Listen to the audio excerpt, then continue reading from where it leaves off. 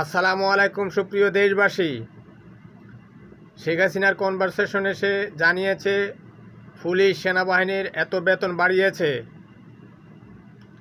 উনি বলতে চাচ্ছে বেতন বাড়িয়েছি, ওরা তো আমার জন্য কাজ করেনি, ওরাই আপনাকে গত 15.5 বছর ক্ষমতায় রেখেছে। আপনি ক্ষমতায় থাকার কথা না, আর আপনি বেতন বাড়িয়েছেন আপনার বাপের টাকায়।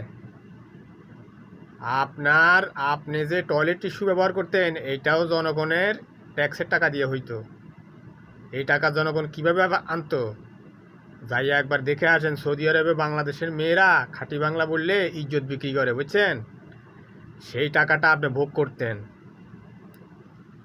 সেই টাকাটা যারে তারে দিয়ে দিছেন আপনি। একবারও চিন্তা করেন না এই টাকাটা কিভাবে বাংলাদেশের ব্যাংকে আসতেছে। মানুষ হইয়া যান, ঠিক আছে? বাংলাদেশের মানুষে মানুষ মনে করেন।